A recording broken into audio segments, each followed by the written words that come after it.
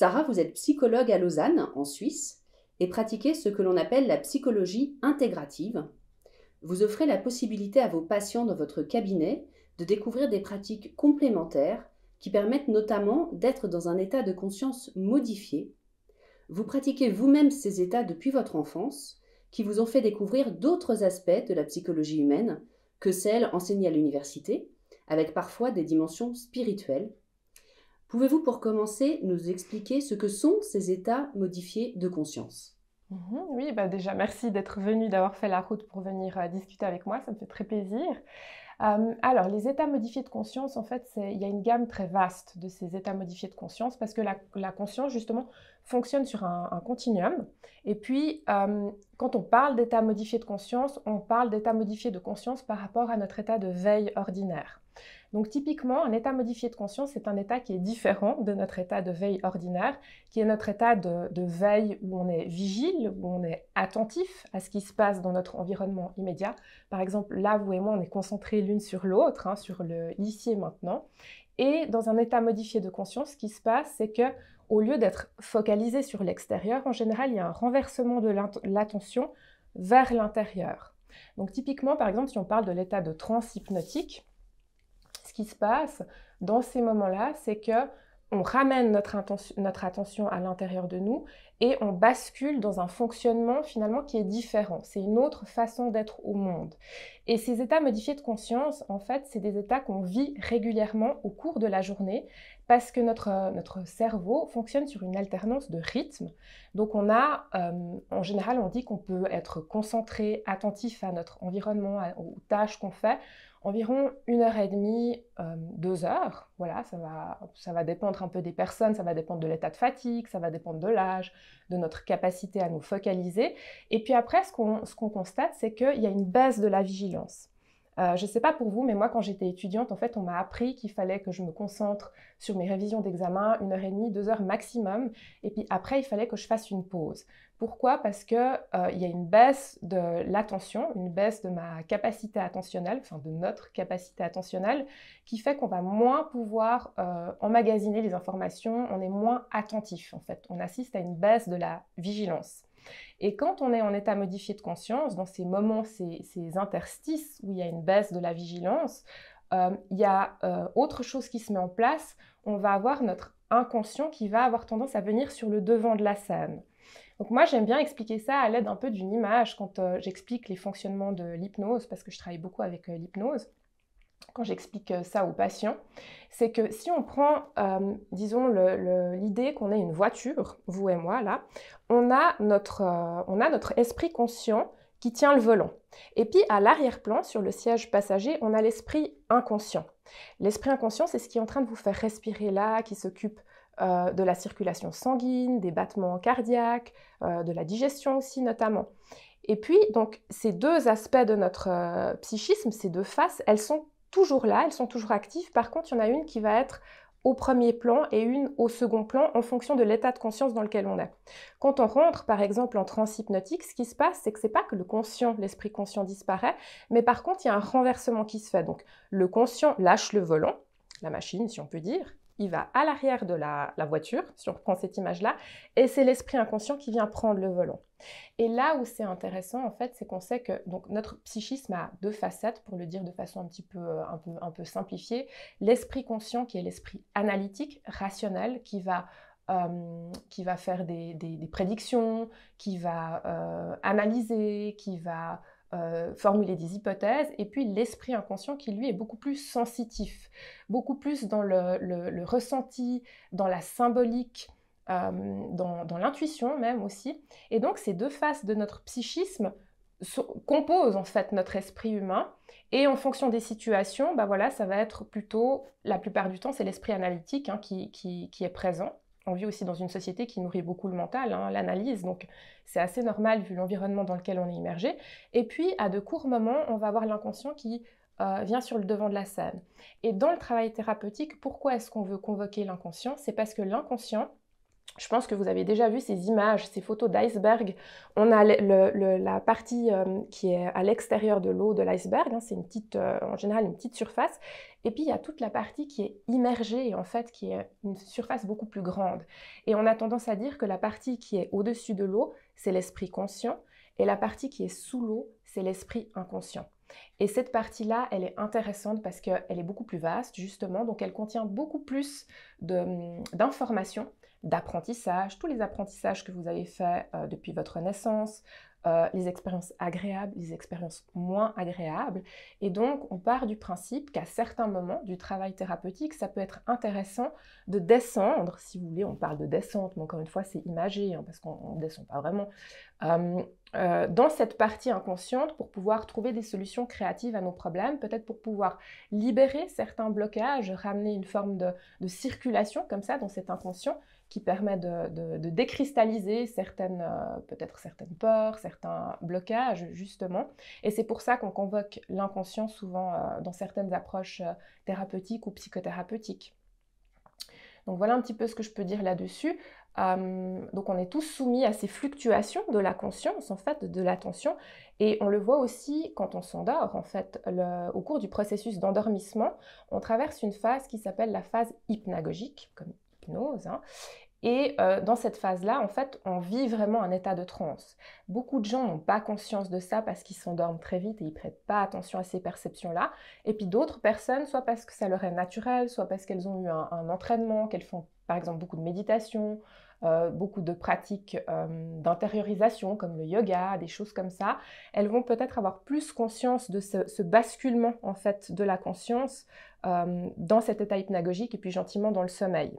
Et puis quand on se réveille, on va passer par une phase qui s'appelle hypnopompique, qui est assez similaire en fait à la phase hypnagogique, quoique un peu différente parce qu'elle est beaucoup plus...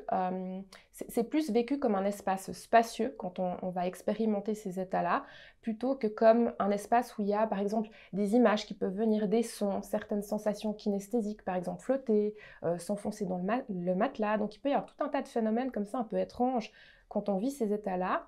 Et puis, quand on s'entraîne en fait à explorer ces états-là, on va pouvoir percevoir tout un tas de nuances, de subtilités qui sont très intéressantes en fait à explorer parce qu'elles disent quelque chose de notre fonctionnement, du fonctionnement de notre psychisme et de ce qu'on est en tant qu'être humain en fait. Et donc, ces états-là, c'est des états crépusculaires qui se situent entre la veille et le sommeil. L'hypnose, par exemple, c'est pas du sommeil, c'est un état d'éveil, mais un état d'éveil particulier, où vous êtes justement entre l'état vigile, où vous êtes attentif à votre environnement, et en même temps immergé dans une expérience intérieure. Donc on est un peu comme un équilibriste sur un fil entre les deux, en fait. Voilà. Et alors, est-ce qu'il y a différents degrés de conscience modifiée? Parce qu'on entend parfois certaines formes d'hypnose avec des ondes bêta, etc. Oui. Est-ce qu'il y a différents degrés? Alors en fait, l'état bêta, c'est l'état de veille. C'est l'état de, si on mesure comme ça les ondes cérébrales, c'est équivalent à l'état de veille ordinaire, donc l'état vigile. On parle en principe d'état alpha pour parler des états de transe les plus communs, donc l'état de transe hypnotique, mais il y a également l'état sophroliminal, je crois que les sophrologues appellent ça comme ça, qui sont des états extrêmement similaires, hein. Je pense qu'au niveau des mesures qu'on pourrait prendre des ondes cérébrales, on est un peu dans la même chose. Et puis après, on a d'autres états, par exemple l'état delta ou l'état theta, qui mesurent d'autres choses, qui représentent d'autres niveaux de conscience en fait. Donc c'est vrai que quand on travaille sur les états modifiés de conscience, en général, on va plutôt se référer à l'état alpha qui est assez connu, qui est donc un état de relaxation en fait, de détente, qui permet une forme d'intériorisation. Donc oui, il y a différents niveaux de profondeur. Moi, j'explique souvent aux personnes que je guide en hypnose, j'allais dire à qui je fais l'hypnose, mais je ne fais absolument pas d'hypnose, c'est pas moi qui fais quelque chose. Quand on travaille avec l'hypnose en tant que thérapeute, en fait, on va guider la personne dans l'état modifié de conscience, mais on ne peut pas lui faire ou la forcer à quoi que ce soit. Donc c'est un peu comme le sommeil, même si ce n'est pas du sommeil, encore une fois, l'hypnose, c'est un état intermédiaire, on peut créer les conditions adéquate pour que cet état survienne, mais on ne peut pas le forcer. Donc c'est pour ça que je me suis reprise, parce que c'est important. En fait, c'est des subtilités qui sont importantes pour comprendre le fonctionnement de ce type de pratique. Donc ce que je dis souvent aux personnes avec qui je fais de l'hypnose, avec qui on va partir dans cet état modifié de conscience, c'est que c'est un peu comme un plongeur, en fait, qui va plonger. Il y a les états de transe moyenne, donc on est juste sous la surface, légère, pardon, on est juste sous la surface, ensuite moyenne, et puis après les états plus profonds. Et puis en fait, la transe, c'est un processus dynamique, c'est pas un processus statique, vu que la conscience, elle est sur un continuum, donc on peut pas dire tac, là ça s'arrête, là ça commence. Donc typiquement, dans une séance d'hypnose, on peut guider la personne, voilà, à l'intérieur d'elle-même, et puis peut-être qu'au début, elle sera en transe légère, puis tout d'un coup, elle peut aller en transe moyenne ou profonde. Et puis avec l'entraînement, en fonction des dispositions personnelles, il y a des gens qui tout d'un coup vont tac, tac, tac, tac, tac, directement descendre en transe profonde. Et au cours d'une même séance, par exemple une séance de 20 minutes, ça peut bouger. Tout d'un coup, la personne peut être en transe moyenne, il y a quelque chose qui la fait revenir un petit peu plus à la surface, entre guillemets. Ça peut être un bruit de l'environnement ou un inconfort physique ou quelque chose qui tout d'un coup attire aussi son attention, qui frappe son esprit. Et puis après, elle peut redescendre. Donc voilà, il y a des mouvements. Dans une même séance, on peut avoir différents mouvements, différents degrés de profondeur.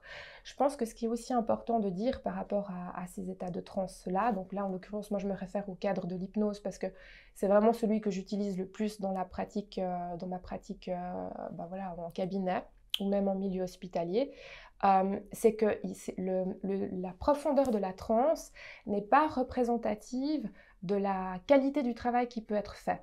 Vous n'avez pas besoin d'être en transe profonde et de vivre un véritable spectacle son et lumière pour pouvoir bénéficier de cet état-là, en fait. Et votre capacité à aller à une certaine profondeur de transe, elle va dépendre de différents facteurs. Votre capacité à vous concentrer sur le moment, votre niveau d'énergie ou de fatigue, votre capacité à lâcher d'une certaine manière, parce que la transe, c'est aussi une forme de lâcher prise, hein, de lâcher vraiment l'esprit analytique au profit de cet esprit plus intuitif, plus sensitif, comme ça, plus symbolique, qui fonctionne avec des images, des métaphores, qui recèlent une certaine poésie, en fait. Hein. Donc ça, je trouve que c'est important de le dire. On peut, par exemple, si on fait référence à la gestion de la douleur, moi je fais beaucoup de gestion de la douleur dans le milieu hospitalier, il n'y a pas besoin d'aller en transe profonde pour avoir un soulagement. On peut être en transe toute légère, et puis déjà, on perçoit une modification, en fait, de nos perceptions, et puis ça procure un soulagement. Donc ça, en fait, c'est l'esprit de la personne qui va décider, qui va faire en fonction de ses capacités du moment.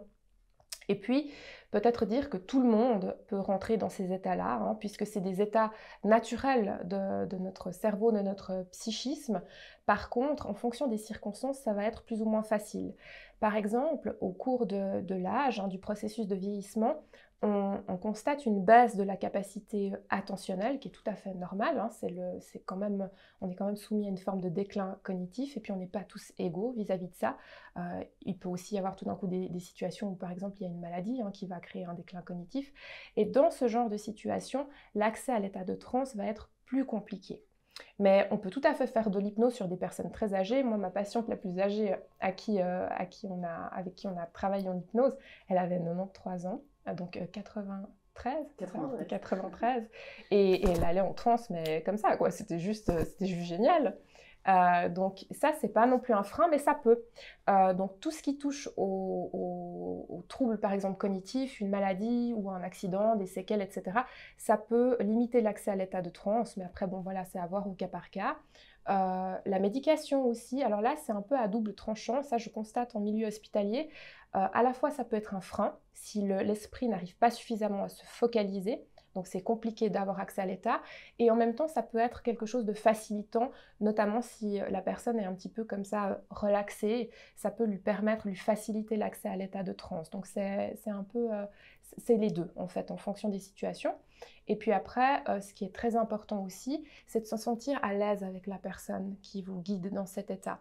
Si vous êtes en confiance avec la personne, s'il y a une alliance qui s'est créée, donc un bon contact, que vous vous sentez en sécurité et que vous avez envie de vivre l'expérience, que vous êtes ouvert à vivre l'expérience, eh ben ça ira tout seul, vous irez en état d'hypnose. Mais à savoir que parfois, les gens, ils sont dans l'état d'hypnose et puis ils ne se rendent pas compte de ça et ils ressortent de l'état en me disant « mais j'ai pas l'impression d'avoir été en transe ». Mais nous, en fait, en tant que hypnothérapeute, on peut tout à fait voir si la personne est en transe ou pas parce qu'il y a des signes physiologiques qui sont caractéristiques de ces états de transe. Alors, par exemple, on a les paupières qui papillonnent, donc comme dans le sommeil paradoxal. Donc ça s'appelle les mouvements REM, hein, Rapid Eye Movement. Et puis, donc ça, c'est un signe. On a par exemple la coloration de la peau qui peut changer. La peau peut devenir plus pâle ou plus rouge en fonction du métabolisme, je pense, qui s'adapte à l'état modifié de conscience. On peut avoir la dégludition aussi qui change. On entend la personne dégludir. Le rythme respiratoire change, hein, les 3/4 du temps quand on est en état d'hypnose. Donc, en général, il se ralentit, il devient plus profond, mais il peut aussi devenir plus saccadé. Ça peut dépendre aussi de ce que la personne vit dans cet état, parce que bien souvent, elle va traverser toute une palette d'émotions aussi, hein, qui peuvent être agréables ou moins agréables en fonction de ce sur quoi on travaille. Il y a aussi des petits mouvements idéomoteurs. Je ne sais pas si, je pense que ça arrive à tout le monde quand on s'endort trop vite, par exemple. Des fois, on a la jambe qui fait un petit coup ou le bras. Donc ça peut arriver en état d'hypnose, en fait. Souvent, ça arrive quand on bascule tout d'un coup un petit peu brusquement dans l'état de conscience ou que dans l'état modifié de conscience ou que l'état s'approfondit, en fait. Donc ça, c'est un peu les signes principaux que je vois. Il peut y en avoir un ou plusieurs, ça va dépendre. Il n'y a pas besoin de les avoir tous. Certaines personnes vont avoir plutôt tel type de signes, d'autres tel autre type. Ça dit rien, pour moi, ça dit rien de la qualité de la transe et de l'expérience vécue. Mais si je vois aucun de ces signes, si tous ces signes sont absents, ça veut dire que la personne n'est pas en état modifié de conscience. Donc on apprend très vite à le voir. Il y a aussi le fait d'être tout d'un coup complètement relâché. Vous voyez, il y a une espèce de fixité du corps. Ça, c'est un signe de transe. Ou alors de l'agitation motrice. Hein, je veux dire, la personne bouge beaucoup.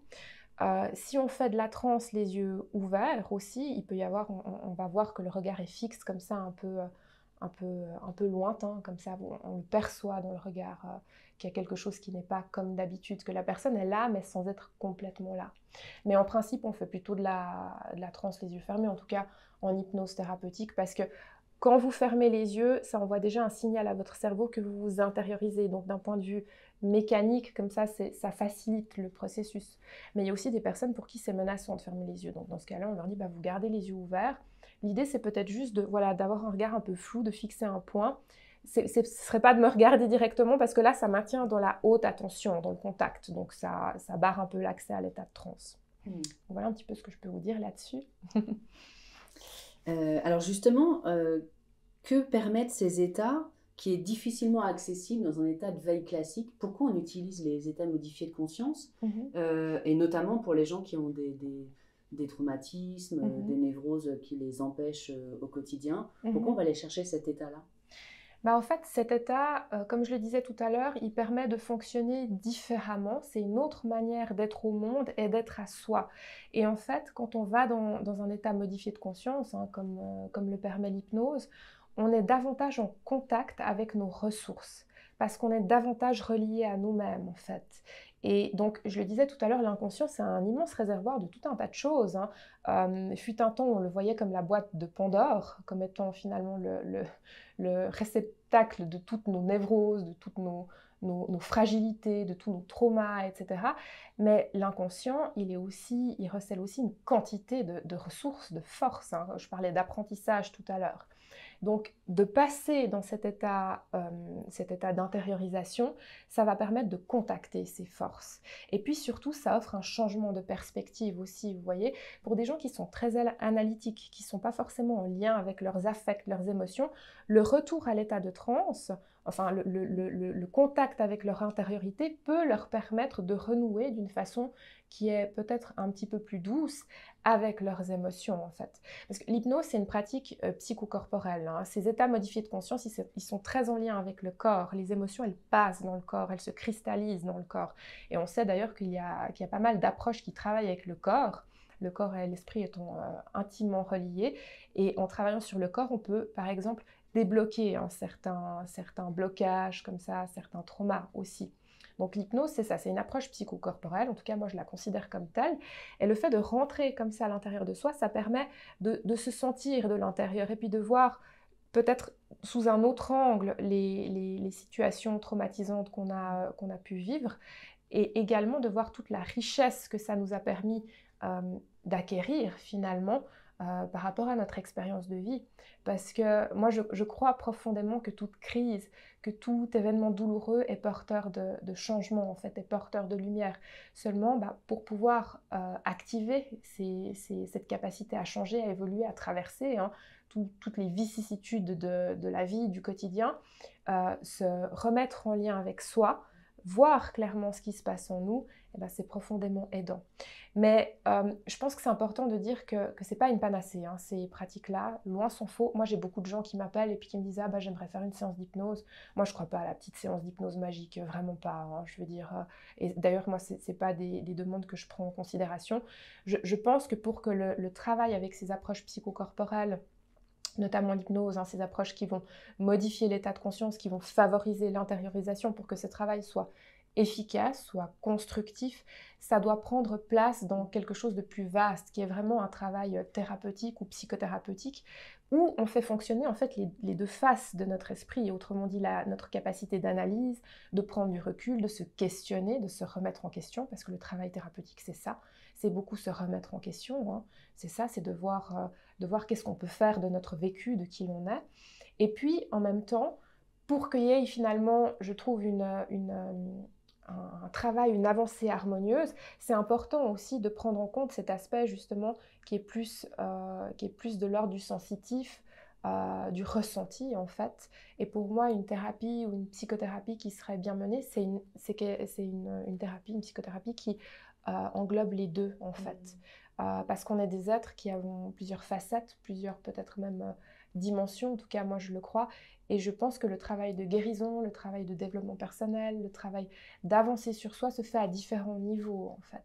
Puis après, vous avez toutes sortes de spécialistes, je veux dire, on n'est pas obligé de tout faire avec la même personne, on peut aussi beaucoup faire ce travail, une partie du chemin on le fait seul aussi, il y a des gens qui n'auront pas besoin d'aller voir un thérapeute, c'est très personnel ce type de démarche-là, ça va dépendre des uns et des autres, il y a des gens qui vont vraiment être dans un besoin d'avoir recours à quelqu'un d'extérieur pour voir clair en eux, ça peut toujours être utile, mais c'est pas forcément avec un thérapeute, parler des fois avec des amis, des proches qui nous connaissent bien, ça peut être très aidant aussi, donc je pense que ça c'est pas à négliger. Mais voilà, quand vous allez voir un thérapeute, c'est quelqu'un qui est neutre, qui ne vous connaît pas, qui n'est pas dans votre cercle privé. Et donc, c'est aussi plus facile de faire ce travail peut-être de distanciation émotionnelle et puis de pouvoir être ouvert à d'autres perspectives, en fait.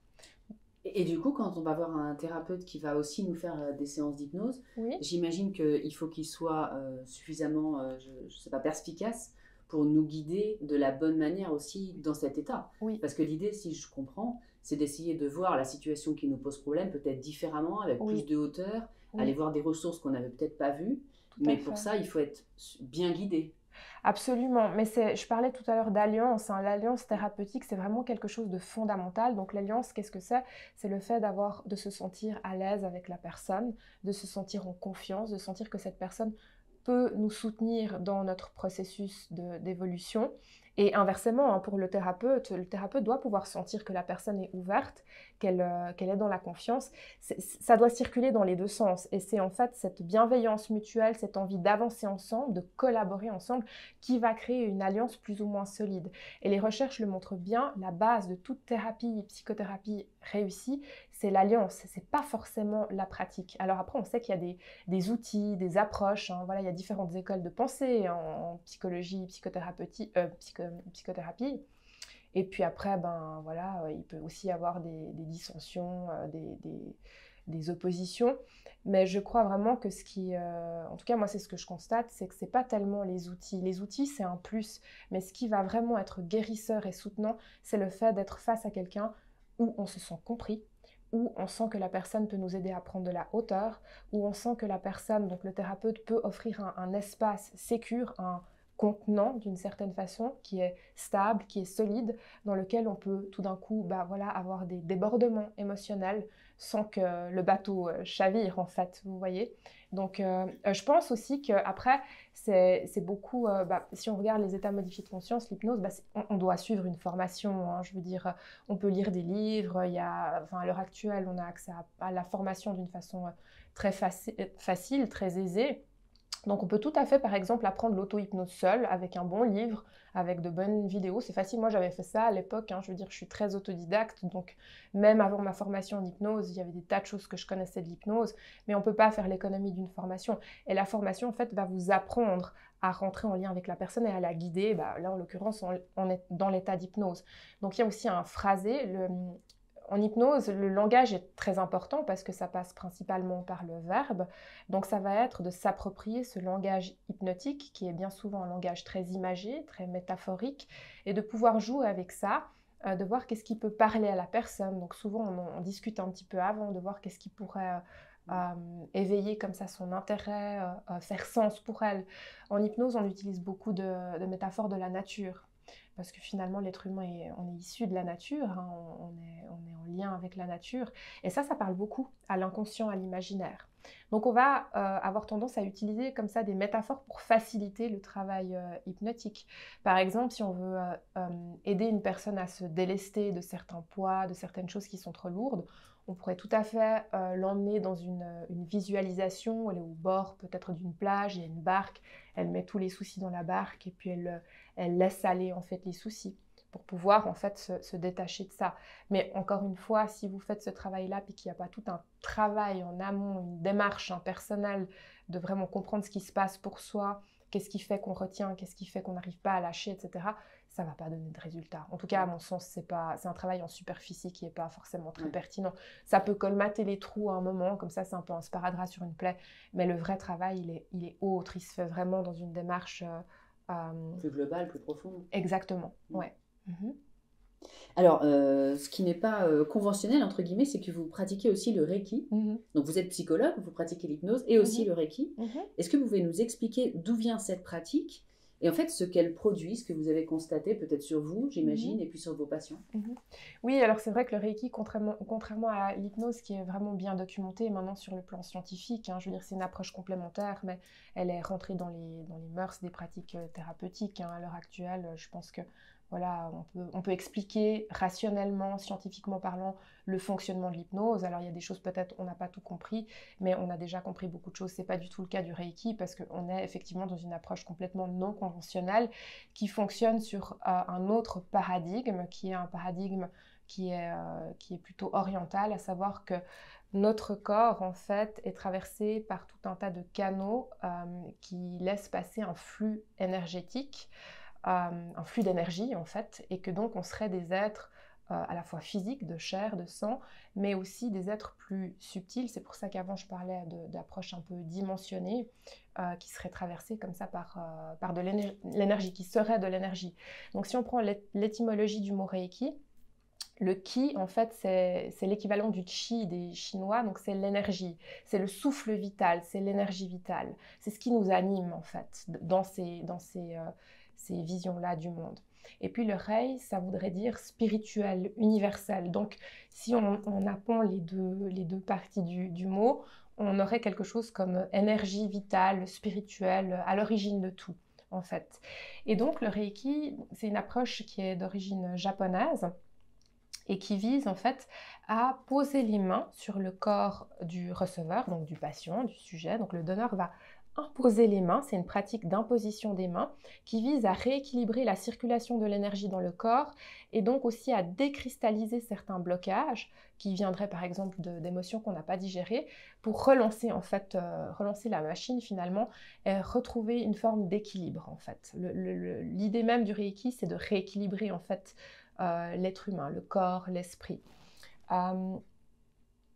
Après, ce qu'il y a, c'est que donc là, on parle du Reiki, donc c'est une pratique parmi tant d'autres, hein. Vous en avez tout un tas d'autres qui fonctionnent un peu sur le même principe. Puis après, encore une fois, vous avez des écoles de pensée avec des choses qui se retrouvent, des points communs, puis d'autres éléments plutôt de dissension ou de désaccord. Moi, ce que j'aime bien avec le Reiki, en tout cas comme je pratique cet outil-là, c'est que c'est extrêmement simple en fait. Moi, je l'utilise vraiment d'une manière très dépouillée. Donc l'idée, c'est de poser les mains sur son corps. Donc comme je l'ai dit, moi, j'ai été formée à cette approche quand j'avais 22 ans. Et j'étais tombée par hasard en fait sur un petit livre voilà, dans une librairie, puis ça m'a tout de suite intriguée parce que je suis fascinée en fait par ce paradigme oriental qui veut que l'être humain soit multidimensionnel. Et moi, le concept d'énergie, j'avais déjà eu des expériences comme ça dans ma jeunesse, notamment au niveau des mains, hein, je veux dire, de sentir comme ça des choses énergétiques dans les mains. Donc ça m'a tout de suite parlé. Et en fait, le Reiki, c'est une pratique qu'on peut utiliser aussi sur soi. Donc l'idée, c'est de poser les mains sur certains endroits du corps et puis d'être réceptif en fait au rééquilibrage que le travail énergétique avec les mains à poser sur le corps va faire. Donc typiquement, par exemple, moi, si je mets mes mains comme ça, euh, au bout d'un moment, je vais sentir très rapidement, ça va dépendre des situations, de comment je me sens, hein, c'est pas toujours les mêmes ressentis, une sorte de chaleur, quelque chose comme un courant. Chez moi, c'est très kinesthésique, hein, donc je ressens vraiment l'énergie de façon kinesthésique, donc soit une vibration, soit un courant, je peux sentir comme un cours d'eau à l'intérieur de moi, ça peut être chaud, ça peut être froid, ça peut vibrer, il peut y avoir plein de choses. Je le précise parce qu'il y a des gens qui ont des perceptions plutôt visuelles, donc ils vont plutôt voir des phosphènes en fait, donc des taches colorées et lumineuses, ou qui vont même pouvoir avoir accès à certaines images à caractère visionnaire, symbolique, hein. Il y a des gens qui voient par exemple beaucoup des images de nature.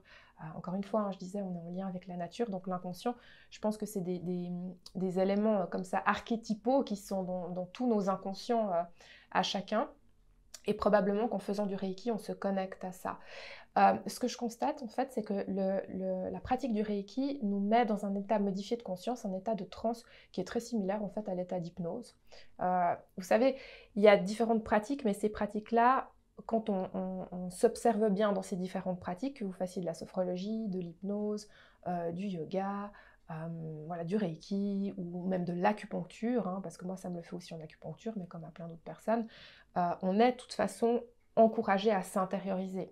Donc finalement, c'est très difficile de dire la différence au niveau de l'état de conscience, hein. Je ne parle pas au niveau forcément du but de la pratique ou de ce qu'on fait, mais c'est très difficile de voir finalement la différence de l'un à l'autre. Par exemple, moi, quand je suis en transe hypnotique, que j'ai une collègue qui me guide en hypnose, mon ressenti intérieur va être extrêmement similaire à ce que je ressens quand je reçois du Reiki par une autre personne ou que je me le fais moi-même, ou un autre soin énergétique.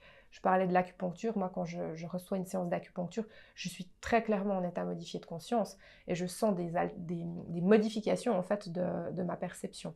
Ce qui est intéressant avec le Reiki, je ne l'ai pas dit pour l'hypnose, mais ça se recoupe, hein, justement parce que ça modifie l'état de conscience, c'est que bien souvent, on va constater une altération du schéma corporel de comment on se sent dans notre corps, en fait. Donc, tout d'un coup, quand vous recevez une séance de Reiki, vous pourriez, par exemple, ne plus savoir où sont vos jambes, où sont vos bras. C'est un peu la même chose que quand on s'endort ou quand on se réveille. Des fois, on ne sait plus trop comment on est positionné, hein.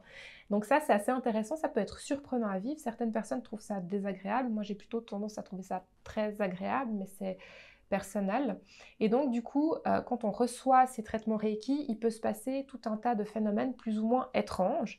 Ça peut être justement avoir l'impression de flotter, l'impression que souvent les gens me disent « Ah, mais je pensais que vous étiez au niveau de ma tête et en fait, vous êtes au niveau de mes pieds. » Donc là, on voit bien l'altération du schéma corporel. On perd les repères en termes de proprioception, on perd nos repères habituels et c'est caractéristique de la transe. Et vous allez retrouver ça dans tous les états de transe. Par contre, ça ne va pas toujours être vécu comme tel. C'est comme finalement les signes physiologiques de transe qu'on peut observer, il n'y a pas toujours les mêmes, tous ne sont pas toujours présents. Mais c'est des signes de transe en fait. Et ce que je trouve intéressant avec le Reiki, c'est que c'est un peu plus corporel que l'hypnose, au sens où on pratique le toucher. On sait que le toucher en soi, c'est très thérapeutique. Il y a quelque chose d'enveloppant, de sécurisant. On sait maintenant que par exemple un enfant qui n'est pas suffisamment touché, câliné, va pas se développer correctement. Moi, je trouve complètement incroyable quand on y pense en fait de cet impact du toucher sur le corps. Et donc prévoir les effets d'une séance de Reiki, c'est difficile. C'est difficile de vous dire exactement clairement ce qui peut se passer parce qu'en fait c'est un peu il peut se passer un peu tout et n'importe quoi, j'ai envie de dire. En principe, ce que les gens décrivent quand ils reçoivent du Reiki, et c'est ce que je constate aussi quand je m'en fais à moi ou quand j'en reçois, c'est une sensation de détente très profonde. Souvent, on peut être au bord de l'endormissement, forcément, on est en transe. Des fois, les gens s'endorment aussi. Et puis, une sensation d'enveloppement. Ça revient énormément. D'être comme dans un cocon. Donc, il y a quelque chose de très rassurant, de très contenant, de très sécurisant. Donc, pour les gens, par exemple, qui ont vécu certains traumas, par exemple des abus sexuels, ça peut être une excellente manière de retrouver une forme de lien avec son corps, d'être connecté à Avec soi. quelqu'un avec qui on a confiance, bien sûr. Absolument. Sinon, j'imagine que c'est pas possible. Non, non, non, absolument. Non, non, c'est pour ça, l'alliance, voilà, c'est la base de tout. Et puis, ce qu'il y a aussi, c'est que vous n'êtes pas obligé de poser les mains sur le corps. Pour une personne qui aurait des espaces de son corps qui seraient vraiment très sensibles, très vulnérables, on peut mettre les mains à quelques centimètres au-dessus. Et c'est ça, donc c'est la partie un peu mystérieuse du Reiki. Là, quand on parle du toucher, on pourrait dire, bon, bah voilà, c'est le toucher thérapeutique, on sait, les études montrent que le fait de toucher, c'est un effet calmant sur le système nerveux, etc. Mais en fait, quand on met les mains à quelques centimètres, les gens sentent. Les gens sentent quelque chose, en fait. Et souvent, des gens qui ne croient pas du tout à ce genre de choses, qui trouvent ça un peu farfelu, me disent, mais j'ai senti des trucs bizarres, quoi. Et c'est très intéressant, moi je le constate avec le système digestif. Bien souvent, je mets les mains au-dessus, parce que quand je commence la séance, en général, je me mets au niveau du plexus.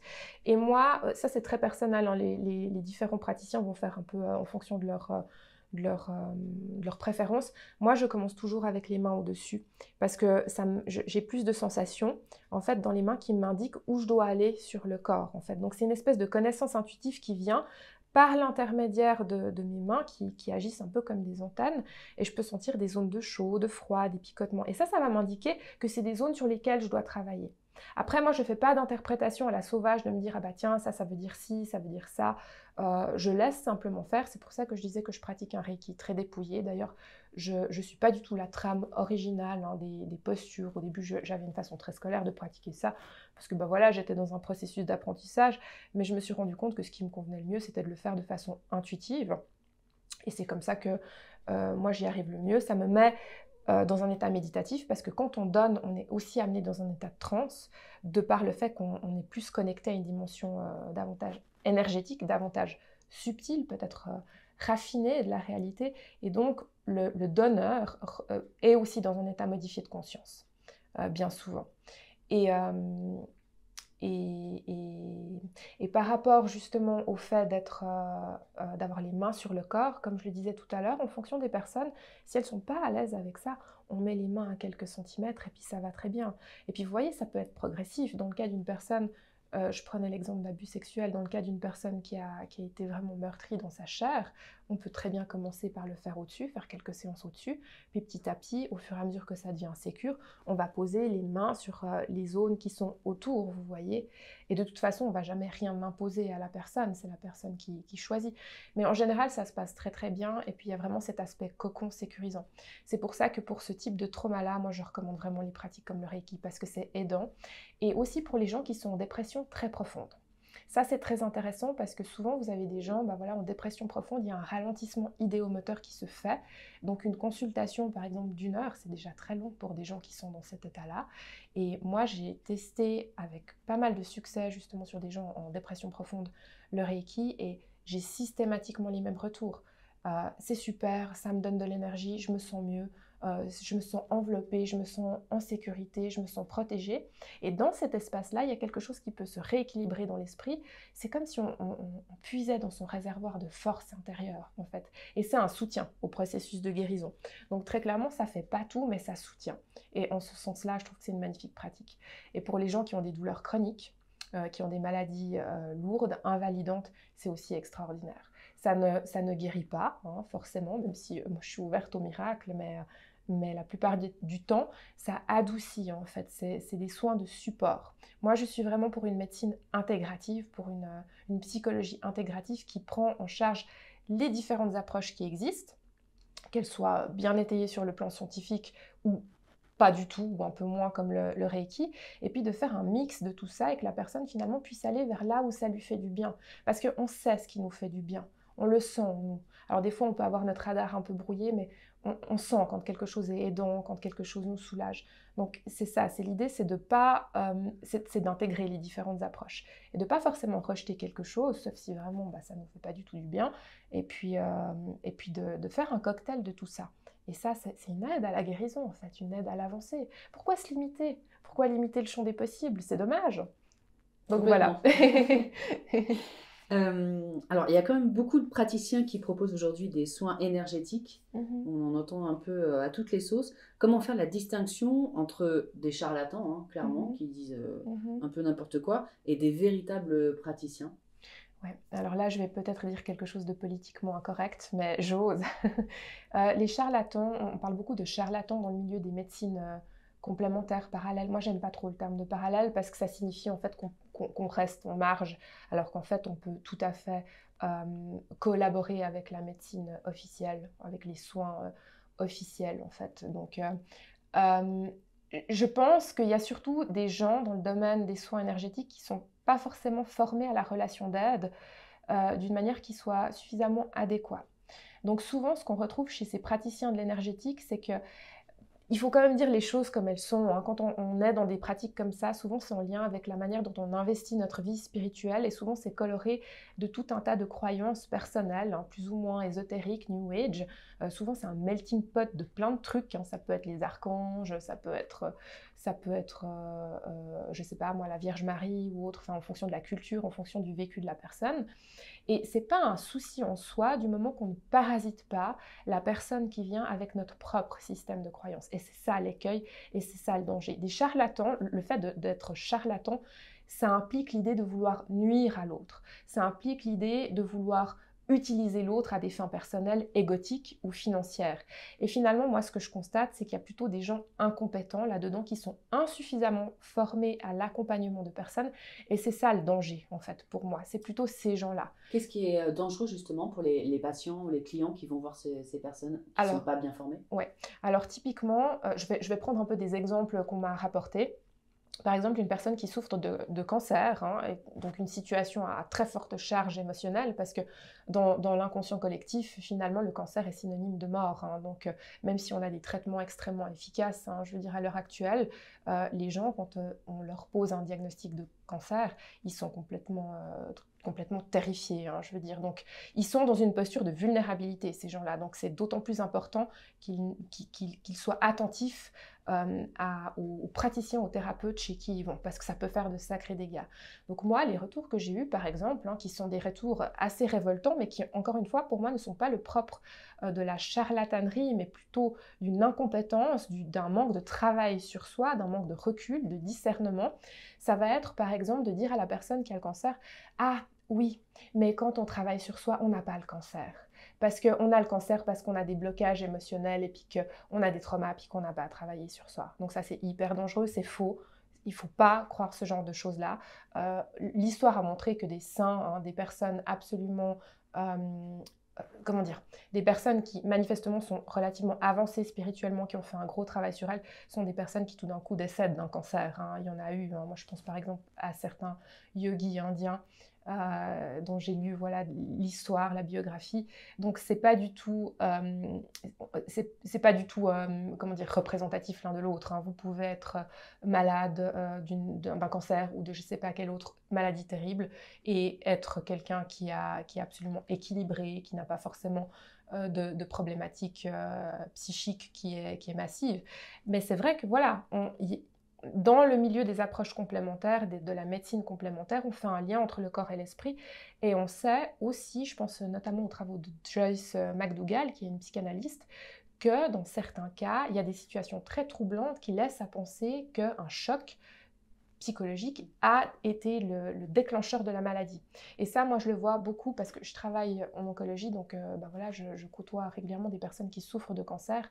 Très régulièrement, quand on fait l'historique, la personne d'emblée va me dire « Ouais, j'ai eu ça, j'ai eu un burn-out, j'ai été harcelée au travail, j'ai eu un divorce, je sais que c'est ça le point de départ de la maladie. » Et là, il faut être attentif, il faut faire attention, parce qu'en fait, les théories psychologisantes du cancer, je parle du cancer parce que voilà, c'est une maladie qui est très connue, hein, ça pourrait être autre chose, mais les théories psychologisantes du cancer ne sont pas du tout validées scientifiquement, donc il n'y a rien qui prouve qu'un choc psychologique puisse causer un cancer. Mais c'est pas parce que c'est pas prouvé que ça n'existe pas. Et le cancer, c'est vraiment plurifactoriel. Moi, j'aurais tendance à penser que c'est un concours de circonstances, l'hérédité, je veux dire le style de vie, peut-être aussi voilà, le stress psychologique d'un trauma, d'un blocage, de quelque chose. Donc je pense vraiment que c'est plurifactoriel. Mais attention, si vous avez quelqu'un qui vous dit mais oh là là, mais il faut aller travailler sur vous pour guérir le cancer, mais fuyez à l'autre bout de la ville, vraiment. Donc, mais d'une façon plus large, si on sort de cet exemple-là un peu assez précis, quand vous allez voir un thérapeute qui est praticien de ces approches un petit peu plus considérées comme un peu plus ésotériques, mais j'aurais envie de dire pour tous les thérapeutes, pas seulement les thérapeutes complémentaires, mais les thérapeutes aussi du circuit, du système de santé classique, c'est de voir comment vous vous sentez avec la personne. Et puis d'être très attentif à son discours. S'il est culpabilisant, si la personne vous parasite avec son système de croyance, c'est-à-dire vous dit par exemple « Ah ben moi la Vierge Marie elle est là, puis elle m'a dit que ça » ou « Ah tel être de lumière me dit que ça », attention, prudence, parce que ça, c'est le système de représentation du thérapeute de la personne. C'est pas forcément le vôtre. Peut-être ça vous parle. Alors si ça vous parle, vous prenez. Mais si ça vous parle pas, vous mettez de côté. D'où l'intérêt quand même de voir un petit peu l'état d'esprit de la personne. Parce qu'il y a des gens qui sont très doués dans leur travail. En Suisse, on a beaucoup de guérisseurs qui travaillent avec les saints, donc de culture catholique, et puis qui font de l'excellent travail. Si vous n'êtes pas ouvert à ça, ça ne va pas vous convenir, mais peut-être que quelqu'un de très croyant, versé dans le catholicisme, donc c'est la religion, puis qui est ouvert aux saints, puis aux anges, des choses comme ça, il sera très satisfait de ce type de prise en charge, vous voyez. Donc il y a aussi, tous les thérapeutes ne conviennent pas forcément à tout le monde, et ça ne veut pas dire qu'ils sont mauvais. Mais d'une façon générale, moi je trouve quand même qu'il y a un manque de discernement et de recul chez les praticiens de l'énergétique. Je trouve qu'il faut vraiment faire attention à ce qu'on dit aux gens. Je vous disais tout à l'heure, moi je ne fais pas d'interprétation sauvage, donc si tout d'un coup j'ai des informations qui viennent, parce que c'est ça, quand on est en état méditatif, en état modifié de conscience, on est beaucoup plus poreux aux informations de l'environnement, donc on va capter plus facilement les informations. Et dans le Reiki, on peut capter pas mal d'informations de ce qui se passe de la personne. Mais ces informations, elles peuvent être très symboliques. Vous voyez, ça peut être par exemple, je ne sais pas, moi, de voir... je dis n'importe quoi, mais je sais pas, un cadenas au niveau du cœur, vous voyez. Donc on se dit, tiens, un cadenas au niveau du cœur, on interprète ça, ça pourrait être une difficulté à gérer ses émotions, ou carrément un blocage au niveau émotionnel.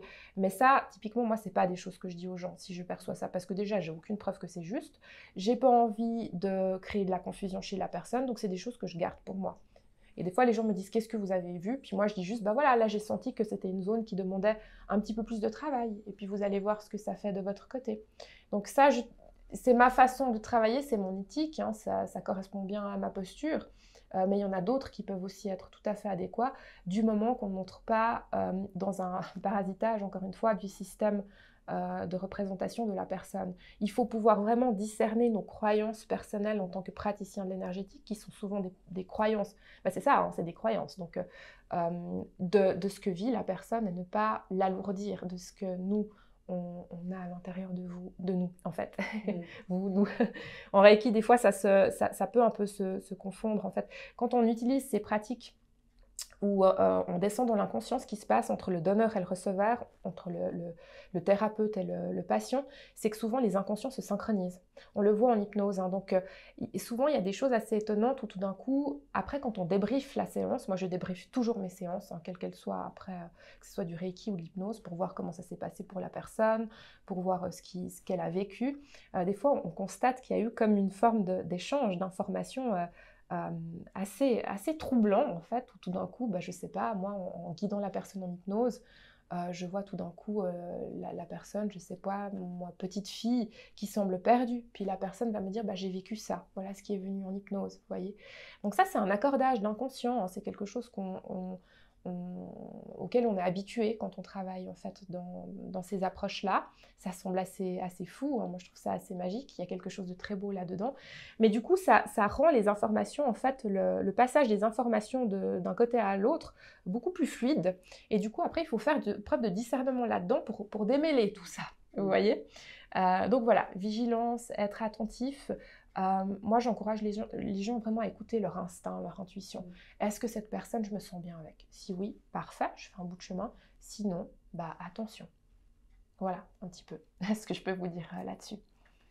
Alors, c'est passionnant. Et puis, merci justement pour tous ces éclairages de lucidité, de rigueur, de prise de recul, parce qu'effectivement, on peut avoir tendance parfois à faire confiance à quelqu'un à 100%, et puis en fait, il est en train de nous parasiter avec son propre système de croyance, Oui, et il peut y avoir des dégâts oui. colossaux. Oui, puis si vous êtes une personne en position de vulnérabilité, ce qui est bien souvent le cas quand vous allez voir un de ces thérapeutes de l'énergétique, soit parce que vous avez un problème de santé, hein, je veux dire physique, soit parce que vous êtes en train de traverser un épisode douloureux de votre vie, un deuil, une dépression, peu importe, ou que vous êtes en train de travailler sur certains traumas, vous êtes vulnérable. Donc potentiellement, ça peut faire beaucoup plus de dégâts. Donc il faut être attentif à ça aussi. Regardez comment les gens sont formés, mais il n'y a pas que ça, parce que vous avez des gens qui sont dans le circuit classique, qui sont extrêmement bien formés. Et moi, j'ai entendu des choses qui me font dresser les cheveux sur la tête, vous voyez. Donc, les diplômes, c'est pas forcément un gage de qualité, de sécurité. C'est une partie de la garantie, je dirais, mais c'est pas tout. Donc ça, c'est d'être attentif, vous voyez, dans un sens comme dans l'autre.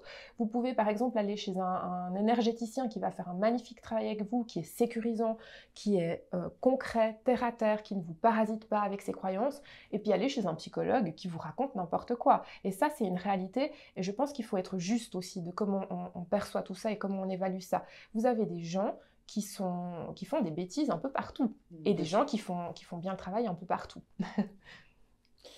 Alors, ce qui est intéressant aussi donc, dans toutes ces pratiques d'état modifié de conscience, c'est qu'on se rend compte qu'on s'est écarté finalement de notre intériorité. Pourquoi, quand on s'écarte je dirais, de notre véritable nature, je ne sais pas si le terme est juste, mais pourquoi quand on s'en éloigne, et ben en fait, ça va nous causer des problèmes dans la vie. Bah, c'est une vaste question. Moi, je pense qu'on pourrait débattre de ça des heures et des heures, mais je crois que on vit dans une société qui est extrêmement normée, qui est extrêmement formatée. On est formaté dès l'école. Et je pense sincèrement que l'école, même si c'est une chance d'avoir accès à l'apprentissage, ce n'est pas le cas pour tout le monde, hein. Il y a des endroits sur cette terre où l'éducation est très difficile d'accès, notamment pour les femmes. Donc, je ne veux pas non plus cracher dans la soupe. On a énormément de chance d'avoir accès au savoir, à la connaissance. Et ça, je pense qu'il faut être reconnaissant pour ça. Il n'empêche que l'école est basée quand même sur un système compétitif et qu'on est drillé dès l'enfance à être en compétition les uns avec les autres. C'est comme ça. Donc, un petit enfant, qu'est-ce qu'il a? Il est très malléable, hein, il est très poreux, encore une fois, aux apprentissages.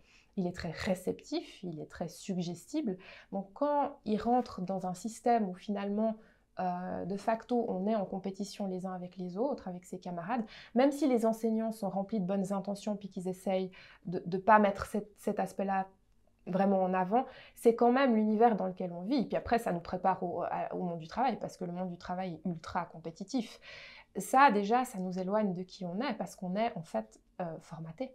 On est formaté dès l'enfance, on est formaté par notre culture, on est formaté par notre éducation, on est formaté par nos interactions avec les gens autour de nous.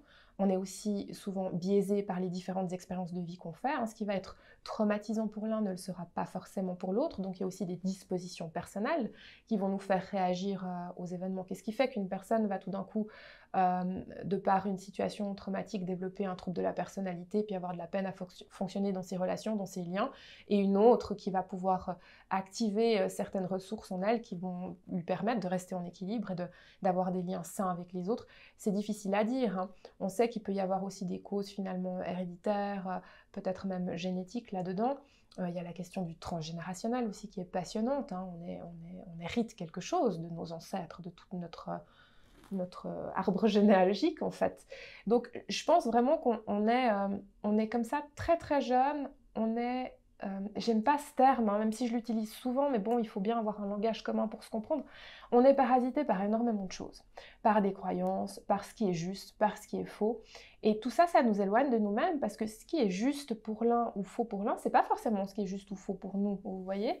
C'est ça, donc on est constamment tiré à l'extérieur de nous-mêmes. Et c'est aussi pour ça que moi j'aime les pratiques de trance, les pratiques d'état modifié de conscience, parce qu'au lieu d'être tiré hors de nous, on revient à l'intérieur. Et l'intérieur, c'est qui on est, c'est notre substantifique moelle, c'est notre être intérieur qui est tellement précieux, c'est qui on est en tant que personne, en tant qu'être humain. Et en fait, on est dans un monde où on est constamment tiré à l'extérieur, à l'école, au travail, on est dans un monde qui va hyper vite. Maintenant, on est aussi dans une génération où on est soumis aux écrans. Donc ça crée aussi des problèmes au niveau de l'attention parce qu'on est constamment en train d'être multitâche. Et du coup, il y a une fragmentation de l'attention qui n'est pas du tout bonne pour notre santé mentale. Donc, je crois vraiment que rien n'est fait pour qu'on puisse en fait être véritablement nous-mêmes dans ce monde. Encore une fois, hein, sans vouloir polariser en tout noir, tout blanc, mais on est quand même conditionné dès le départ à répondre à certains dictats, à adhérer à certaines valeurs qui sont peut-être pas forcément des valeurs et des dictats qui nous correspondraient si on avait fait un pas de côté, un pas en arrière, en se posant vraiment la question. Et c'est ce qu'on constate dans les crises de vie. Vous avez des gens qui suivent des voies toutes tracées et puis qui tout d'un coup à 40 ans se disent mais je suis tellement pas heureux dans mon métier, j'ai fait ça pour faire plaisir à mes parents, j'ai fait ça parce que je pensais que ça m'amènerait la sécurité, j'ai fait ça parce qu'il faut faire ça, c'est bien, une famille, des enfants, un travail dans la finance, bah oui, puis vous vous réveillez à 40 ans, puis vous êtes malheureux. Et puis vous vous dites, mais en fait, peut-être que j'avais pas envie d'enfants, même si je les aime de tout mon cœur, peut-être que j'étais pas fait pour travailler dans la finance, et puis que tout cet argent, il me sert pas à grand-chose, et que moi, en fait, j'aimerais plutôt être avec des, je sais pas, moi, dans la relation d'aide ou dans la nature, vous voyez. C'est pas pour dire que c'est pas bien, hein, la finance, et puis je veux dire, c'est pas du tout ça, mais c'est simplement que, voilà, on a des normes, on a des choses qui sont valorisées, et puis si on correspond pas à ça, eh ben, c'est qu'à quelque part, il y a quelque chose qui cloche chez nous. Et ça, on le voit très fortement avec les réseaux sociaux. Mais c'est une catastrophe, et surtout pour les jeunes, les adolescents, mais moi j'entends des trucs qui me chagrinent, mais à un point, enfin, je veux dire, il faut être comme ça physiquement, et pas autrement, il faut se comporter comme ça et pas autrement, il faut aimer telle chose et pas autre chose, mais où est la place pour l'être là-dedans? Où est la place pour notre cœur, pour la spontanéité, pour l'authenticité en fait? On est dans une société qui est une machine à broyer l'authenticité, j'ai l'impression. Donc voilà, je pense qu'après, la vie est souvent bien faite et puis qu'elle nous met face à certaines situations, certaines épreuves qui vont se répéter tant qu'on n'aura pas travaillé dessus. Moi, j'aime beaucoup cette phrase de Jung qui dit « Jusqu'à ce que vous rendiez l'inconscient conscient, il dirigera votre vie et vous appellerez cela le destin. » Donc, on sait qu'on a tendance à répéter des choses. Donc, à un moment donné, la vie, elle nous met aussi face à nous-mêmes. Et même si c'est douloureux, et c'est justement souvent ces crises qui sont tellement fécondes d'autres choses, de renouveau, de reliance à nous-mêmes, de retrouvailles avec nous-mêmes, la vie nous place dans des situations comme ça pour nous rappeler à nous-mêmes, en fait, d'une certaine manière. Et je crois que c'est vraiment important d'apprendre à s'honorer, à s'écouter, et puis à se distancer, en fait, de ce qu'il faut faire et ce qu'il ne faut pas faire, de ce qu'on croit qu'il faut faire ou pas. Alors bon, quand on dit la société fait ci, fait ça, dit ci, dit pas ça. C'est très nébuleux. Puis finalement, si on fait un petit travail de déconstruction, on se rend bien compte qu'on est soumis à des pressions sociales, mais qu'on n'est pas du tout obligé d'y adhérer. Puis après, voilà, c'est un travail, probablement que c'est le travail d'une vie aussi. Et l'idée, c'est pas de basculer dans l'extrême inverse. Tout est affaire d'équilibre. Si vous êtes complètement déconnecté de la société dans laquelle vous vivez, vous ne pouvez pas fonctionner, socialement parlant. Donc, c'est pas non plus le but. Mais entre être complètement conditionné et loin de soi, et puis être avec soi et fonctionner avec le monde tel qu'il est, je pense qu'il y a matière à travailler. Il y a matière à faire quelque chose de constructif. Donc, moi, c'est un petit peu aussi comme ça que je vois la thérapie, finalement, c'est un retour vers soi, un rappel à soi, en fait, et une possibilité, se donner les moyens d'être heureux, épanoui. Parce que je pense qu'on n'est pas sur Terre pour se punir, et puis que même si on vit tous des épreuves, qu'elles font partie de la vie, il y a beaucoup de souffrances qu'on se rajoute, dont on n'aurait en fait pas du tout besoin, dont on pourrait se passer. Et je trouve que le travail thérapeutique, c'est aussi un travail justement de débroussaillage, de discernement par rapport à ces choses-là. De quoi est-ce qu'on a envie de s'alléger? Qu'est-ce qui est vraiment important pour nous? Qu'est-ce qui est essentiel? Et c'est aussi pour ça que, voilà, quand on a tout d'un coup une maladie grave, ou en tout cas qui est sévère, qui nous tombe dessus, tout de suite on revient à l'essentiel, on se dit mais en fait c'est l'occasion justement de se poser les bonnes questions, et on voit les gens se posent les bonnes questions la plupart du temps quand ils traversent tout d'un coup une maladie où il y a le spectre de la mort qui plane, et ils se disent mais tiens, mais en fait est-ce que je vis vraiment la vie qui me convient? Et vous voyez le spectre de la mort, j'en parle, on est dans une société aussi, et ça je trouve vraiment dommageable, où la mort est omniprésente, partout. La mort est partout. on la montre comme ça sans tabou, on est soumis à des images absolument abominables, de guerre ou d'autres choses. Et puis en fait, paradoxalement, elle est extrêmement taboue. On n'éduque pas les gens sur cette question de la mort, mais la mort, c'est une autre phase de la vie et c'est notre destination à tous. Et d'avoir cette idée de la mort comme perspective, ça permet aussi, c'est peut-être un peu dur ce que je dis, donc si jamais pour les gens qui nous écoutent, qui ne sont pas à l'aise avec ça, mettez sur pause, ou enfin voilà, l'idée c'est pas d'être trop bousculé, mais je pense que c'est important de parler aussi de la mort et de ce qu'elle représente et du potentiel qu'elle a de nous ramener à ce qui est essentiel pour nous.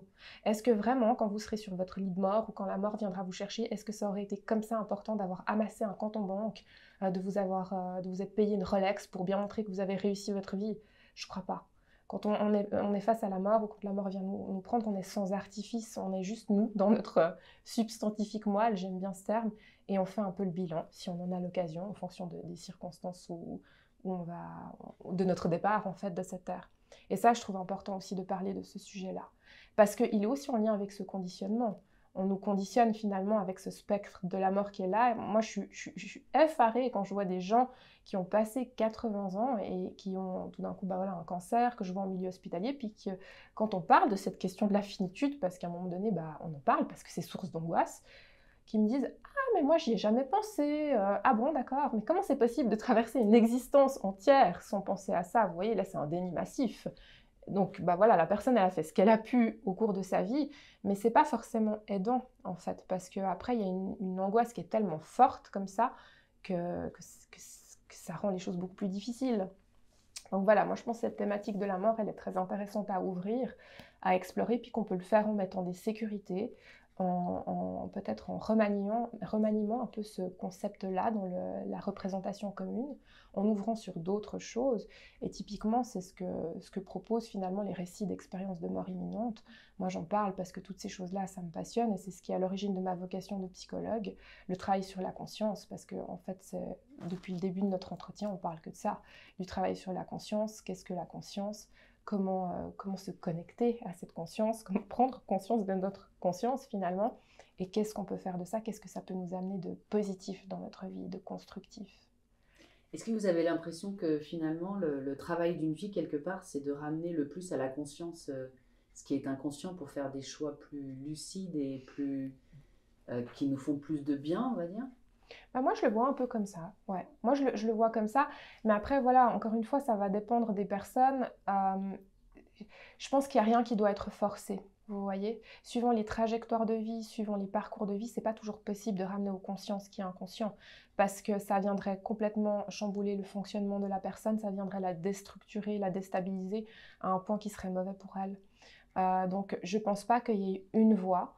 Je pense que c'est dans tous les cas intéressant de se questionner, de rester constamment dans le questionnement, dans la remise en question. Mais se remettre en question, ça ne veut pas dire douter de soi à outrance, ça veut dire rester ouvert à soi, au monde, à nos relations, à ce qui se passe dans la vie, pour pouvoir justement bénéficier des expériences qu'on va vivre. Chacun va vivre ses propres expériences.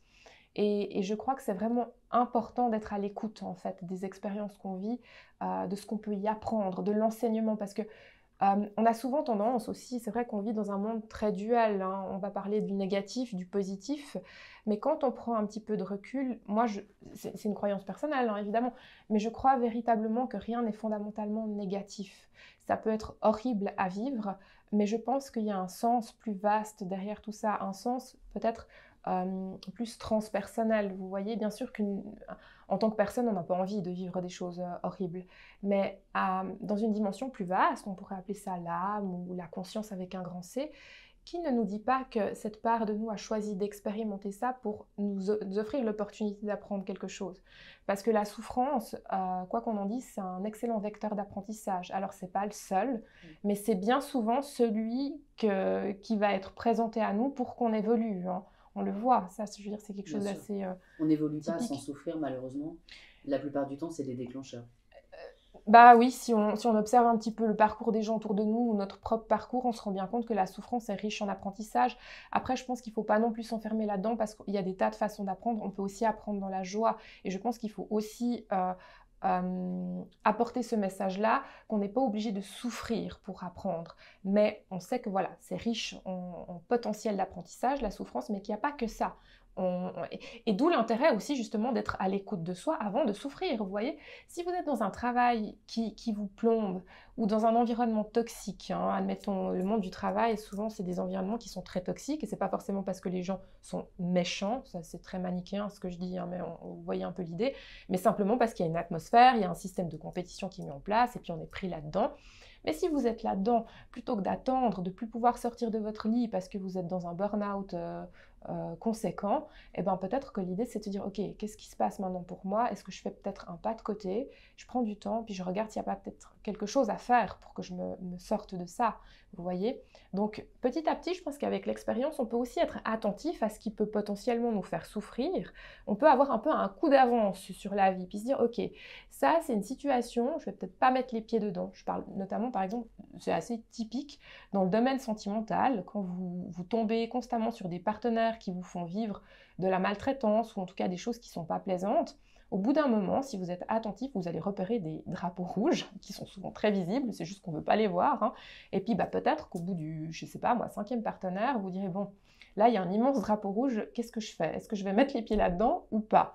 Et puis ça va être de se dire bah non, là cette fois j'ai envie de vivre autre chose, donc je ne vais pas souffrir pour rien. En fait, c'est ça. Donc apprendre aussi de nos expériences douloureuses. Et pas parce que c'est bien puis qu'il faut faire comme ça, mais parce que c'est plus aidant pour nous et que c'est le chemin de l'épanouissement personnel, c'est ça. Hein. Donc, je ne suis pas en train de dire que c'est bien, c'est pas bien hein, d'apprendre de ces expériences ou pas. C'est pas connoter ça de façon positive ou négative. Moi, j'aime bien parler en termes de ce qui est aidant et non aidant. Je trouve qu'il y a moins cette pression du faire juste ou faux, d'avancer ou de pas avancer. Qu'est-ce qui nous aide? Qu'est-ce qui nous porte? Qu'est-ce qui nous fait du bien? Et qu'est-ce qui ne nous aide pas, qu'est-ce qui ne nous sert plus, et puis ensuite de faire notre choix. Finalement, quand je vous écoute, on a l'impression que on a quelque part toutes les réponses en nous. Il faut juste plus s'écouter, plus oui, être en phase avec notre intériorité. Et donc, ces états modifiés de conscience peuvent nous aider à ça. Parce Exactement. Que ce qui est compliqué aussi, c'est que quand on a été extrêmement formaté par la famille, la société, etc., il y a beaucoup de gens qui sont complètement perdus, qui ne savent pas qui ils sont. Bien sûr. Donc ça peut être une voie pour aller trouver qui on est. Absolument. Avec ces états. Et question subsidiaire, est-ce que pour vous, l'identité de ce que nous sommes est là quand on est? Est-ce que c'est quelque chose pour vous de fixe ou est-ce que pour vous c'est quelque chose qui évolue? Qu'est-ce que vous en pensez? Ouh là là, ça c'est une immense question aussi. Hein. Alors, ma croyance personnelle, c'est qu'on arrive dans ce monde et qu'on n'est pas vierge de toute chose. Mais ça, c'est ma croyance à moi. Donc voilà, pour les gens qui écoutent, mettez vos filtres. Parce que voilà, après des années d'expérience avec la conscience, d'études aussi, de différents témoignages, donc voilà, il y a mes propres expériences, il y a les témoignages que j'ai lus qui se recoupent avec certaines de mes expériences. Je pense en fait qu'on est des voyageurs, en fait, qu'on est de passage sur cette terre et qu'on arrive ici avec déjà tout un tas d'expériences, peut-être sur Terre, dans une autre vie ou dans d'autres univers. Encore une fois, c'est une croyance personnelle, hein, je n'énonce pas du tout ça comme une vérité. Et que donc on vient sur Terre comme pour apprendre des choses, pour grandir, pour évoluer en conscience. Pour moi, la Terre, le fait de vivre ici-bas, c'est vraiment une école. Et ça m'aide beaucoup de voir les choses comme ça, parce que ça m'aide à prendre une certaine forme de hauteur quand je vis des choses difficiles ou quand je vois des gens qui vivent des choses absolument abominables, parce que j'en vois quand même souvent, et c'est vrai que c'est très aidant pour moi d'avoir cette vision-là des choses, parce que si je ne l'avais pas, je ne pense pas forcément que je ferais ce travail-là. Je ne pense pas que j'aurais les ressources pour pouvoir faire ce travail-là et être constamment confrontée à la souffrance et à l'impuissance que génère cette souffrance en fait. Parce qu'en tant que thérapeute accompagnant, on est très souvent mis en impuissance parce que, vous l'avez dit vous-même, on est les seuls détenteurs finalement des réponses à nos questions. Nous seuls pouvons savoir ce qui est juste pour nous. Parce qu'on est avec nous-mêmes, en fait, du début à la fin de notre vie sur Terre. La personne avec qui vous passez le plus de temps, c'est quand même avec vous. Et pour répondre un peu plus précisément à cette question de l'identité, moi, je pense que dans notre substantifique moelle, encore une fois, on reste identique, mais qu'au niveau des apprentissages, au niveau des comportements, au niveau de notre vision du monde, je pense que c'est soumis vraiment à évolution, en fait. Donc, il y a une part de nous qui, pour moi, reste identique, inaltérable, en fait, de vie en vie, je dirais. Et puis après, il y a la personnalité, en fait, qui peut, au cours d'une même vie, pour moi, évoluer. Mais vous voyez, moi, par exemple, bah voilà, je sais que mon identité, c'est Sarah, je suis une femme de 40 ans, je suis psychologue, je suis passionnée par la conscience, mais ça fait des années que je ne me réduis pas à ça. Je pense que je suis autre chose, quelque chose de plus vaste, et en me connectant en expérimentant ces états modifiés de conscience, je vis ce quelque chose de plus vaste. Et c'est d'ailleurs ces vécus-là qui m'ont très vite fait comprendre que j'étais pas juste Sarah, voilà, jeune femme de 40 ans ou plus jeune à l'époque, qui a tel attribut, telle passion, tel physique, etc. Et ça, c'est une posture qui m'apporte énormément de liberté, parce que ça me permet d'être ouverte au champ des possibles. Et même si je ne le formule pas en tant que tel quand je fais mes accompagnements, parce que moi j'accompagne toutes sortes de personnes, il y en a des tas qui ne sont pas du tout intéressés par mes trucs un peu perchés, et puis moi je m'adapte, je pense que c'est le propre du thérapeute de s'adapter à la personne avec qui il y a un lien qui se crée, un lien thérapeutique, mais il y en a d'autres avec qui on ouvre sur ces sujets-là. Mais le fait d'avoir ce vécu, cette expérience-là, ce système de représentation m'aide en fait à ne pas figer les gens dans un destin et puis à laisser le champ des possibles, de leur possible ouvert. Et je crois véritablement que quand on contacte son intériorité, on revient à la maison, notre être intérieur, qui on est nous-mêmes en fait. Et je pense que oui, ça a énormément de sens de faire ce travail-là. Et qu'on peut évoluer, qu'on peut bouger, et qu'on peut passer de quelqu'un peut-être de maladivement timide à quelqu'un qui va donner des conférences. C'est d'ailleurs très souvent connu, hein, les grands conférenciers, c'était des gens qui étaient souvent hein, maladivement timides. Et souvent, vous savez, quand on a un aspect de quelque chose qui est très marqué, on a l'autre aspect qui est très fort en nous, mais qui est juste mis au second plan. Et si on va explorer en soi et qu'on se connecte à cette autre facette, cette autre polarité, par exemple timidité, extraversion, être à l'aise avec autrui, eh ben on arrive à recréer une forme d'harmonie entre ces deux pôles en fait. Donc oui, moi je pense véritablement qu'on évolue tout en restant identique à la fois. C'est le paradoxe de la vie, comme tant d'autres. Et pour terminer, dans votre parcours personnel, qu'est-ce qui vous a justement le plus aidé? Qu'est-ce que vous avez appris sur la vie? Vous nous en parlez là. Et qu'est-ce que vous pouvez du coup transmettre aux personnes qui nous regardent, qui peuvent être dans des moments de vie difficiles, où elles se posent des questions, où elles sont perdues, pour s'accrocher à quelque chose qui les aide et les fasse évoluer? Disons qu'il y a beaucoup de choses. Après, comme je l'ai un petit peu expliqué avant, moi, ce qui m'aide le plus, c'est d'investir ma vie spirituelle.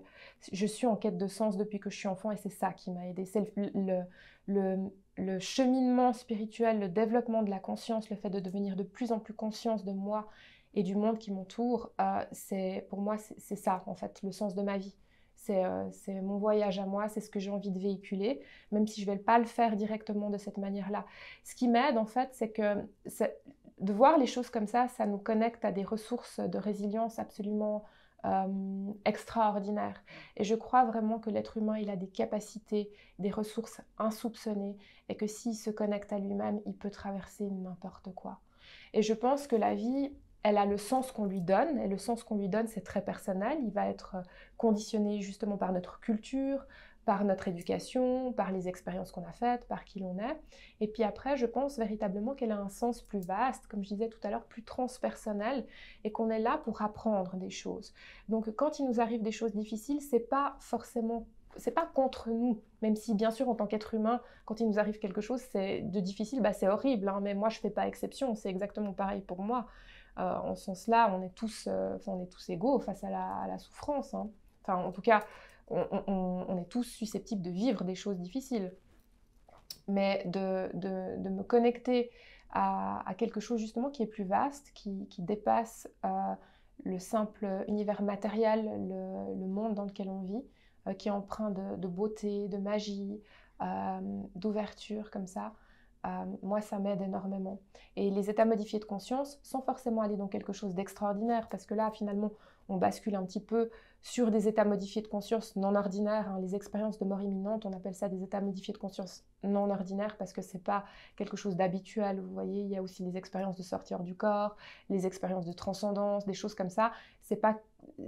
Tout le monde peut potentiellement accéder à ça, mais ce n'est pas non plus tout le monde qui va vivre de telles expériences au cours de sa vie. Par contre, vivre des séances d'hypnose, des séances de sophrologie, du reiki, ou simplement par l'art aussi, hein, je veux dire se connecter par la peinture, la sculpture, la danse, toutes ces choses qui nous permettent de revenir à nous-mêmes, hein, et puis chacun doit trouver ce qui lui convient. Moi, c'est ces pratiques-là.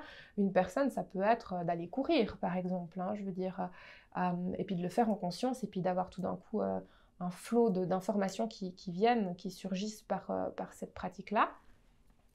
Je pense que toutes ces choses-là, elles nous aident à garder le cap, en fait. Et puis qu'il ne faut pas renoncer parce que la lumière est au bout du tunnel. Et puis, être ouvert à demander de l'aide aussi. Parce que souvent, on est très isolé dans notre souffrance. Et puis, parfois, il y a des gens qui peuvent nous aider, tout comme nous, on peut aider d'autres personnes. Et je pense qu'il ne faut pas sous-estimer l'aide de la vie quotidienne de tous les jours. Faire un sourire à quelqu'un, un gentil mot, juste être présent comme ça, attentif, c'est des aides qui sont extraordinaires. Et puis je pense qu'il faut être reconnaissant de ça. Et puis aussi être dans l'état d'esprit de pouvoir être ouvert à recevoir ça. Voilà, je ne sais pas si je suis claire. Tout à fait, très clair. Ça va alors. Merci beaucoup, Sarah. Merci à vous. Merci mille fois, Carole.